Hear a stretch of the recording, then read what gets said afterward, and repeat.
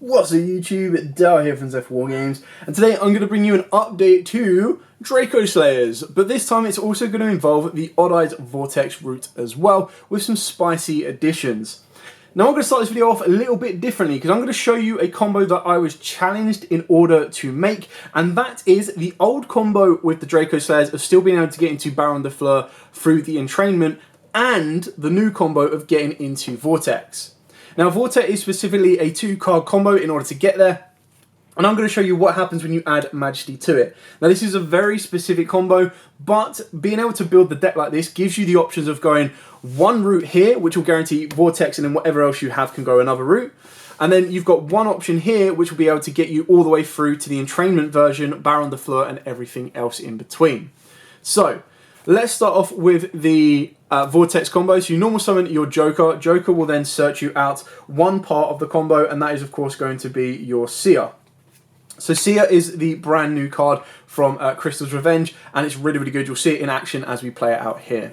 You're then going to discard the Revolution Dragon, and this will search you out the second missing piece, which is your Odd Eyes Arc Pendulum. Now keep in mind, this is where this version gets a little bit risky because you do put a light in the graveyard ready for your opponent's Bystials. So keep that in mind if you're not playing Bystials and Fenris in the deck like I am, and if your locals is crawling with them as well. So then what you want to do here is you want to scale your Odd Eyes Arc, you want to scale your Seer. You're going to use Seer's effect, which will target the Revolution in the graveyard, to add it back to the hand and destroy it.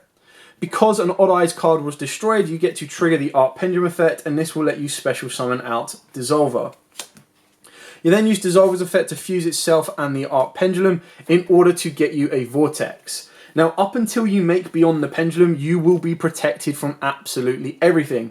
It's a bit of a weird scenario that a combo gives you protection and then takes it away for like one play step, but that one play step is enough for your opponent to go, right, well, they've committed their normal, the only thing they haven't committed is a Pendulum Summon, it's worth the risk. Anyway, continuing this combo as we see fit is you're going to scale up the Majesty, and then you're going to use the Odd Eyes Revolution effect, again, because it's not once per turn, go figure. You discard this, again, yes you do pay 500 life points, it can get a little bit risky and dicey because you'll be paying technically like 2,400 life points in this entire combo, but you're kind of setting up a board that you put your opponent in such a position where it's like, if you can't break it, I'm going to win the next turn. You then scale your Luster Pendulum. You're going to use Luster Pendulum's effect to destroy the Magispector. This will then allow you to search out a second copy of it. Now be a little bit careful in this one because you will go through all 3 copies of your Majesty, which may or may not be a bad thing depending on which angle you want to take it. You're then going to scale the Majesty and you'll use the scale effect. This will then allow you to search out a Dracoslayer, and we're going to go for the Dynamite Power. And it's important you go for power because you do need this in order to get your extender to go for Beyond the Pendulum. You will then choose to use the effect in order to destroy the Luster to free up the zone for your Dynamite. You're going to activate the Dynamite, you're going to use this effect. This will then allow you to special out the Majesty. Obviously, if you have more cards in the hand to discard, you can do, but save it because trust me, later on in the combo, you get more benefit from it. It would mean if you did it now or when you Pendulum Summon it out, it would mean that you would do it without needing to summon the 3rd Majesty from the deck, but we're going to do it with base minimum. We don't have any other cards. Let's rock it this way. So then you're going to go into Beyond the Pendulum. Now, it's at this point that if you choose to pay the 1,200 life points, Vortex will be negated. So it's kind of one of the ones where you could have spent all this time building this board, and if you do play it wrong, your opponent can nib and completely crease the entire board. So you're going to resolve Beyond the Pendulum's effect. You're going to search out the Monkey board. You're going to scale the Monkey board, which of course is negated because of Beyond the Pendulum. You're then going to Pendulum Summon 2, and the 2 that I'm going to personally Pendulum Summon is Luster and Majesty. Now, in doing so, this will now unlock the zones. Vortex will now become live again as well, so it can negate, and it has plenty of materials to spin back. You'll then be able to use Monkey Board's effect, and this is where you want to search out the Performer Power Odd Eyes Synchron.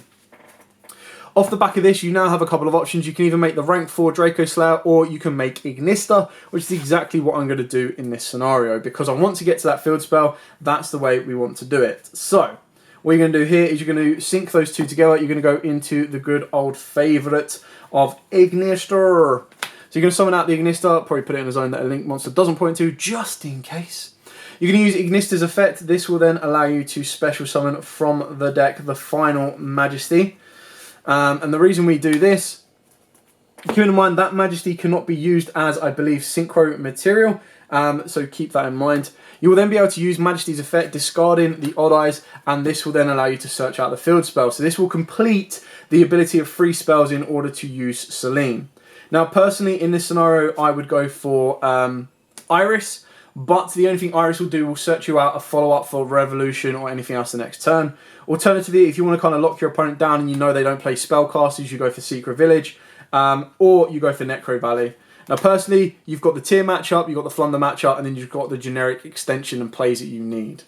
The reason that you would go for the Sky Iris would be to clear out your zone back here, but that's entirely up to you. So I'm telling you, you can go for one of these 3 options, whichever you see fit. Now at this point, what you want to do is you want to link these 2 together. That goes there, that goes there, and this will allow you to go into Selene. You will then be able to trigger Selene's effect because you have 1, 2, and 3 being the field spell. Keep in mind that because you're going to actually be moving the Odd Eyes from the graveyard, you want to make sure you're not using the Necro Valley because you'd actually shut yourself off, which would be slightly funny. There we go. So we're going to special summon back the Odd Eyes Synchro. The Odd Eyes Synchro will then be able to target the monkey board and special summon it. And you're then going to be able to sync these together. Now keep in mind, it's only if the Odd Eye Synchron is specialed from the extra deck does it get banished. So because we specialed it from the graveyard, we don't really need to worry that much. This will then allow you to go into the Tilting Entrainment, and you get to special summon a level 4 or lower Pendulum monster from your extra deck. So there you go. Summon out the Odd Eyes. This will now get banished. You'll go for the Entertainment, and this will now also give you a Baron de Fleur. There we go. So you've got a nice negate there as well. Now, this is pretty much where it ends at this point. Now, you can go into a 2-negate Appaloosa if you want to. Obviously, if you did use Sky Iris and you pop this one, you would then get a Revolution Dragon. Revolution Dragon can then bring back Ignista. Ignista could then summon out another one, and then you can continue to make your plays that way as well if you wanted to. It's entirely up to you, but it's just kind of options that you can see fit. Now, if you add more to it, you can get a little bit further, but I feel that a board of a Baron plus a Vortex, and then obviously if you wanted to go to Zelantis, you could do, but you're not going to get much value from it. Or you go into a 2-negate Appaloosa, or if you wanted to be really, really spicy, you could go into an Avramax as well, and that would really cause a lot of issues, because you'd have Avramax, meaning both of these can't be targeted for an attack. You'd also then be protected by your Necro Valley or Sky Iris, depending on which one you've done at the right time and how you've played it. The only downside of doing that is it would mean you wouldn't be able to have Secret Village. So if you left it like this and you had Secret Village, complete lockout, no spells for your opponent, you get to negate a monster or spell effect with both of these, and they've got to deal with those. So you don't worry about Dark Ruler, you don't worry about Super Poly, anything like that, unless your opponent can get a spellcaster on the board, which if they're playing Flunders, I highly doubt it.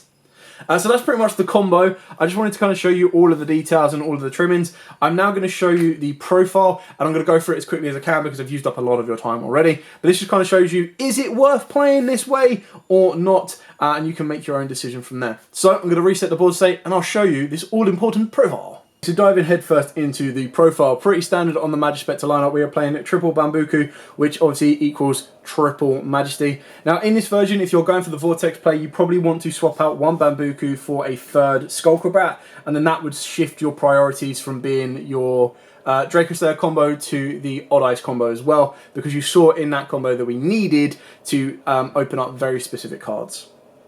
You then play 4 copies, technically, of Dynamite, with the 4th being Dynamis Charge, and then you play 3 Ignis. Now, you could play a 4th if you played Reinforcement of the Army as well. That's entirely up to you. I kind of don't mind. The only benefit of having Reinforcement of the Army is it gives you that spell in the graveyard, meaning you don't need to commit your field spell in order to trigger Selene. So, entirely up to you, gives you a couple of options there. But that's all pretty straightforward, as is the next part, which is the triple Luster Pendulum alongside double Master. And the reason I'm playing double Master is there will be times where you open up both of these and you need to Luster, pop the Master, activate another Luster, and then you've got your scales and you've got the ability to make the rank 4s as well. Then the Mac Daddy bridge between Dracos and Performer Powers being triple Revolution Dragon. The fact this card isn't once per turn is absolutely bonkers and unreal. The fact that it can also revive from the graveyard a Synchro, Fusion or XYZ is mental, and it's insanely, insanely good. So it just works out so well, and like I said, because it bridges the two components of this deck, it makes it incredibly powerful. 2 Joker, like I said, if you want to prioritise this over the Bambuka, you probably go a 3 and a 2, but it's entirely up to you on how you see fit. I've kept the Monkey Board in here along with the Odd Eye Synchron in order to keep playing the Entrainment combo. They can give you a Baron, or if you really, really want to, it can unlock you an option for Chen Ying as well. So it depends if you want to be defensive or aggressive. Then for the remaining Odd Eyes cards, we do play the one brand new Seer that you saw how it works. So the way it works is in the scale, you get to target, I believe specifically, a Perform Power Odd Eyes card in the graveyard and add it to the hand and then destroy this card. Now, its main phase effect is less relevant, so I'm not going to go over that in too much detail, but it is incredibly good. It's like a 50p Ultra, so definitely worth picking up. The one Arc and then the one Dissolver, pretty straightforward on both of these. They do their jobs as they need to. This fuses with Arc in order to get to Vortex, and Arc specials this from the deck. Pretty simple. Then for the last of the Pendulum monsters, we do play a small Magician Engine of Triple Harmonizer and Double Purple. Arguably, you could cut this down to a 2 and a 1 if you wanted to, or if you're playing Fenris and Magnamoots and everything like that, you could cut it out completely, because we are only playing 2 level 8 synchros. Well, technically 3 when you include the Entrainment, but both of those level 8s are designated to be summoned in a specific way. But what this will give you is it gives you very good Link fodder, and it obviously gives you XYZ fodder as well. Just keep in mind, if you don't use this for XYZ fodder, it will get banished. But it is your main deck out to certain floodgates and everything else as well.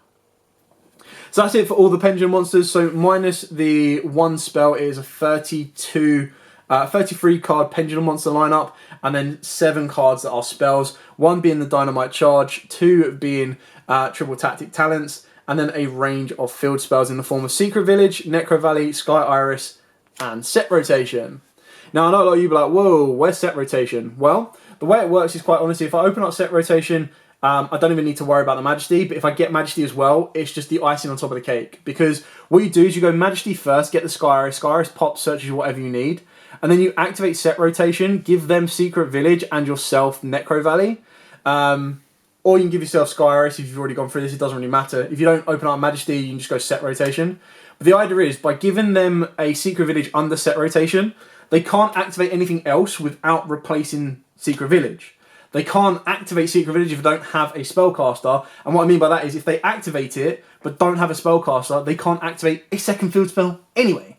So basically giving Secret Village to a Thunder player means that they cannot play. Now obviously you can't just give it to them. If you put it under Set Rotation, you can't activate field spells in replacement while either of these 2 cards remain set. So if you wanted to, you could actually keep your card set, which means they would never be able to do it because they would need to pop this card in order to do so.